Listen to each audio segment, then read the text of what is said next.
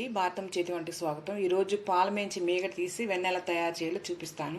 ఇదిగోండి, ఇది 15 days మీగడ అండి. పాలు కాసి దాన్ని ఒక పూట అయితే ఫ్రిడ్జ్లో పెట్టుకోవాలండి. తీసిన తర్వాత ఆ మీగడ తీసి డీప్ ఫ్రిడ్జ్లో పెట్టుకోవాలి. మామూలు నార్మల్ కాకుండా డీప్ ఫ్రిడ్జ్లో పెట్టుకొని ఇప్పుడు దీన్ని మిక్సీ చేసుకుందాం. మిక్సీ చేసుకునేటప్పుడు ఏంటంటే మనం ఉదయం చేసుకోవాలంటే సాయంత్రం చేసుకుంటే ఉదయం తీసి దాన్ని బయట పెట్టుకోవాలి కూలింగ్ పోయే వరకు.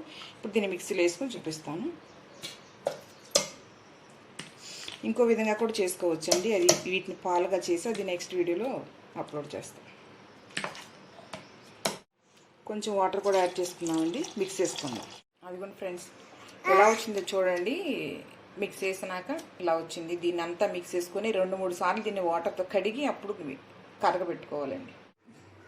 ఇదిగోండి, వెన్నపూస కడుక్కుందామండి.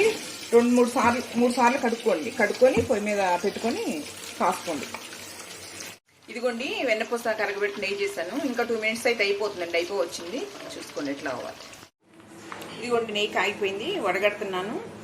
ఫ్రెష్గా మన ఇంట్లో మనం ఎంత మంచిగా చేసుకొని మన పిల్లలకి మన ఫ్యామిలీ అంతా మనం వాడుకోవచ్చండి. మనం కొనుక్కున్న పాలలో కూడా సగం మనీ సేవ్ అవుద్ది మన ఇంట్లో ఇలా చేసుకుంటే.